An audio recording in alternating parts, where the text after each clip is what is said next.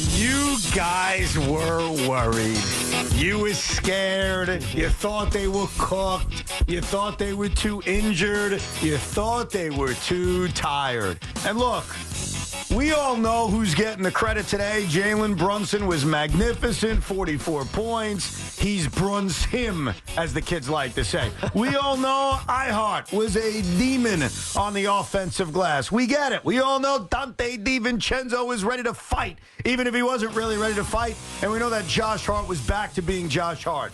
But ladies and gentlemen, and a part of this is because of some in the national media and some here in New York City, and I'm talking to certain Knicks fans who decide anytime something bad happens, the guy to blame is Tom Thibodeau.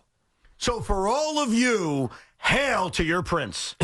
Because the prince of New York City, he can't be the king. The king is Jalen Brunson.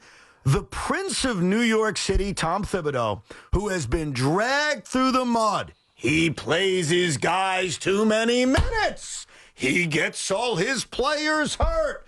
Blah, blah, blah. Tom Thibodeau did something last night. Now, he did something last night that changed this game and helped change the balance of this series. And I'm not going to take credit. I'm just a guy with a sports talk radio opinion. And for the last 2 days, I had an opinion. And that's just me. I have a lot of opinions. Some of them are good. Some of them are bad. So I'm not patting myself on the back for having this opinion. I'm patting Tom Thibodeau on the back for doing it. Starting Deuce McBride and putting Precious Achiuwa on the bench, and he had a great roll off the bench, made a world of difference because early in this game, when Jalen Brunson created an open look for Deuce McBride for an open corner three, his confidence returned. Deuce McBride defending Tyrese Halliburton. You saw what Tyrese Two Voice wanted to do all night, not play basketball at Madison Square Garden. So let's start with this head coach who deserves the credit for the adjustments, and that's just one example, that led to this series changing last night at Madison Square Garden. Yeah, this was an out-coaching job per excellence, man. He was amazing getting everything he wanted. And we know how Jalen Brunson gets started. And if you can cut him off from getting to the rim, you know what? He might struggle pulling up for mid-range jumpers. But when you start screening with guards and iHeart, obviously, but then double screening and confusing a young Indiana Pacers team where Tyrese Halliburton, as good as he might be 3 or 4 years from now, gets lost in space, and all of a sudden Jalen Brunson's got a straight shot to the rim, he's going to score 44 points. So you can't disagree with what you just said, Evan. Tom Thibodeau was masterful in his game planning, but he was also masterful in his positioning of his guys. Yes. Right? When you talk about Precious Achiuwa now coming off the bench and what his role was going to be as a help defender, he was amazing. He was tremendous. He was he was where he was supposed to be almost every single time he's wandering in the paint, helping off and stopping shots at the rim or closing out. Like Tom Thibodeau, as much as we want to, I don't know, crucify him at times for his immobility and for what of his thinking, he understands how to win games if his guys are buying in, right? Only if they're doing what they're supposed to do. And the thing I give him most credit for is that every single guy on that court last night knew exactly what he's supposed to do almost every single play. And that is why, here's what I want you to do, Knicks fans, and I want you to be honest. It's all about being honest because we should all be in a good mood. Everybody should be happy today. The Knicks are 1 win away from going to the Eastern Conference Finals. You have to be honest with yourself. Right now, if you have been one to criticize Tom Thibodeau, if you have been one to complain about Tom Thibodeau, the floor is yours. This is a Tom Thibodeau apology moment here on WFAN. I want you to call up 877-337-6666. We are a judgment-free zone. I want you to call up and apologize for your transgressions. Now, maybe your transgressions was the minutes police crap. Maybe it was blaming him for injuries. Maybe it was, hey, this guy can't coach in the playoffs. He doesn't make the right playoff adjustments. And by the way, watch, I'm going to show you how easy it is. I want to show every Knicks fan how easy it is. Now, I may not be a Knicks fan, but I'm an IBO. And as an IBO, I apologize. I want to raise my hand. I'm sorry. I want to apologize to Tom Thibodeau. Because here's my critique of Tom that so far he's proven me wrong about. Which is? I used to say about Tom Thibodeau, I don't know what kind of playoff coach he is. I don't know if he can make the right adjustments. I watched him get completely outcoached a year ago by Eric Spoelstra. Well, in fairness, let's all be fair. Do you know which two head coaches he's gone up against in the postseason? An NBA champion in Nick Nurse and another NBA champion in Rick Carlisle. And in both series, Tom Thibodeau has outwitted and out-schemed the opposing head coach. He also has more veteran players. Does he, though? And, the Pacers have a deeper team, and the Sixers have multiple stars. So they're deeper. You're going to have to apologize next. Oh, no, they're deeper, yes, but more veteran, no. Again, you can't discount how prepared all these guys look. No, I agree. And felt. I agree. And played, man. You describe these guys. You miss a shot, you follow it. That's right. You don't miss a shot and do the walk off and start walking back down court. Josh Hart misses a three-pointer. I don't know if it was a three-pointer, but he took a shot. It was a three-pointer. And then he charged in. And he's like running right after it. Who the hell does that in the NBA? No doubt. Right. So part of it is the DNA of the players, the Josh Harts of the world, but then part of it is the coaching that these guys have gotten. I swear, we were at one of Precious Achiuwa's first games, Evan. It was the one you took us to at Barclays. And I'm watching Precious Achiuwa just saying, why is this guy on the court? You said he sucks 12 times. It's like this guy is there. Because he kept just launch up shots. Yes. And I was like, what is he doing? Yes. What is his role going to be? And less than, I don't know, a month later, probably 3 weeks later, you started to see it. You started to see it evolve. Now, I wasn't getting any minutes, but when he was on the court, you could see what his value was. And now that they're in the postseason, now, so fast forward a month and a half more, he is playing a pivotal role with all of the injuries and the necessity of him having to be on the court, and he's doing it exactly right. That's coaching. Exactly. I know it's effort. I know it's taking my opportunity and running with it. That cliche. But so much of this is coaching, and you can't deny it. That's exactly right. Every single person on the floor last night, the Knicks essentially played 7 guys. I'm not including garbage time. They played 7 guys. Every single one of them has something very interesting in common to different levels.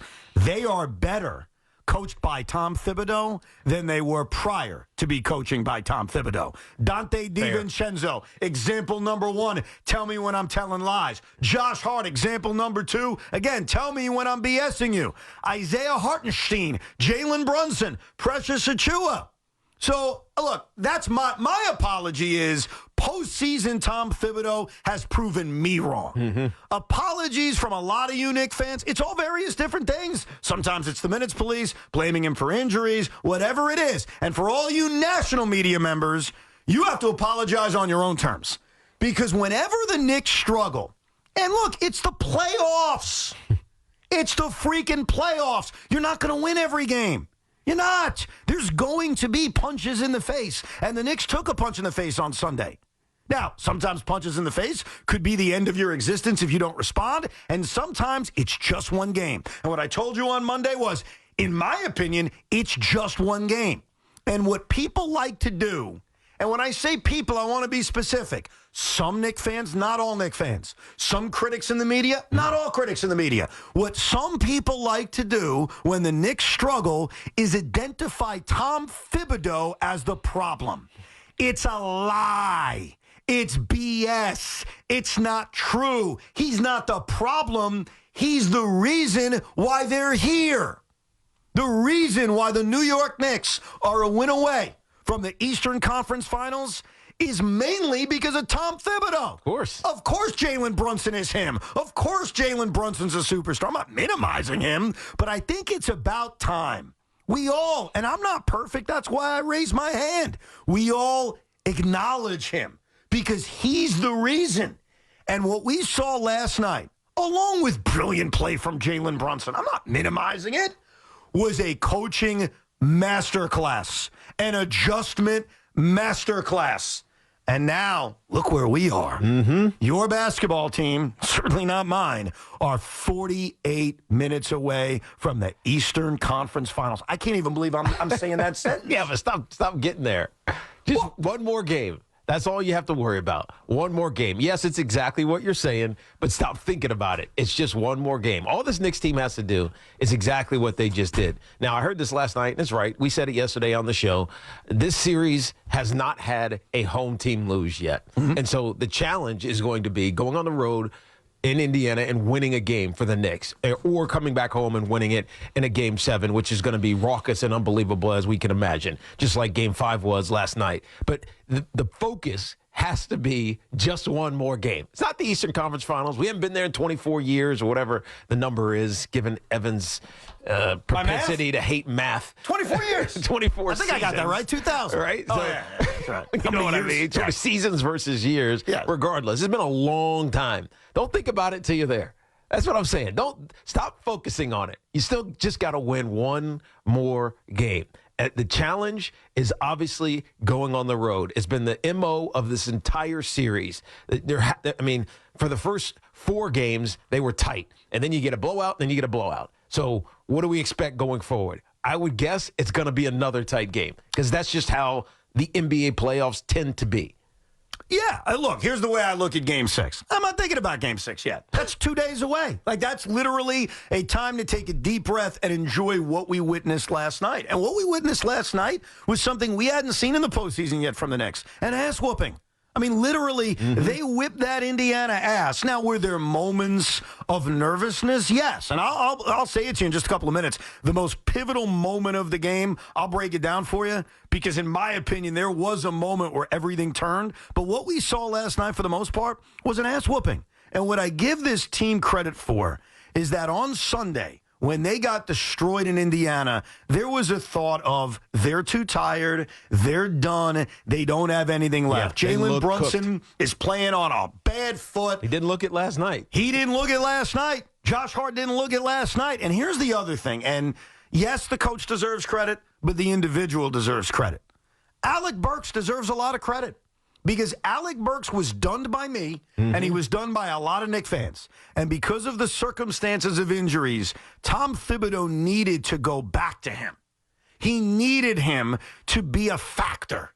And while Alec Burks may not be factor number 1 or factor number 2 or factor number 3, this is literally a 7-man rotation, and he's one of them. And they needed Alec Burks to be on the floor, playing important minutes and making a difference, and he did. And it's not easy to go inside Tom Thibodeau's doghouse, which he entered, and then come out alive and come out playing well. Like, I understand they've been banged up, so you could say, well, Tom Thibodeau had no choice. Well, he did have a choice. He could just play a 5-man rotation. He could literally not go to his bench. And then also, Alec Burks doesn't have to come out and play well. And he did.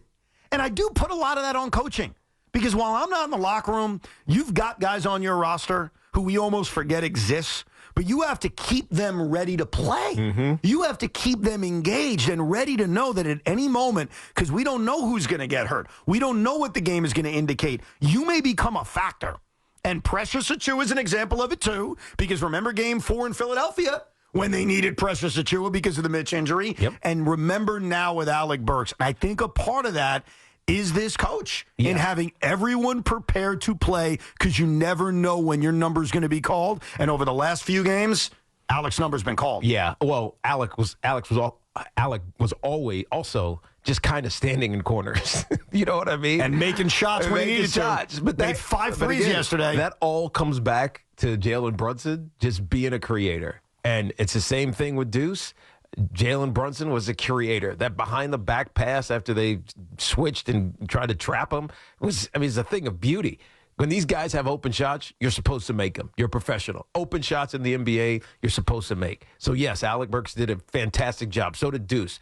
Even more defensively for Deuce. But most importantly, when the shots were open, they made them. Now, in the defense of the Pacers, they were just missing shots. In the defense of the Pacers? Yes, they were just missing shots. And sometimes you have those games where you're just missing shots. When that's in that second quarter with about 9 minutes and 40 seconds left, they were stuck. I forget what the score was, but they didn't score for 6 minutes. 6 minutes. But you know what? They were scoreless. It was a 17-0 run. But you know what? It's more than just missing shots. It's allowing your team to take 30 more shots. And the Knicks were able to do that because they beat that ass on the offensive glass. But that's what we're supposed to do. But not only that, and they forced turnovers. Yes. They won the turnover battle like plus 10. So it's not just beating you on the offensive glass and giving you second and third opportunities. The turnover battle, which we talk so much about in the NFL, it matters in the NBA. And so the Knicks were able to give themselves so many more opportunities. So, yeah, the Pacers didn't come out and shoot the lights out like they did in game number 4. I get that. But the Knicks also gave themselves so many opportunities. Look, here's the bottom line. Last night at Madison Square Garden, if you were lucky enough to be there, you witnessed a romp. You witnessed something we hadn't seen yet in the postseason, and that was an ass whooping. We'll get to your calls next, apologizing to Tom Thibodeau and also relishing in where the Knicks are. 877-337-6666. And also when we come back, the moment in the game, to me, the most pivotal moment of the game where the New York Knicks really made it clear tonight's not your night, Indiana.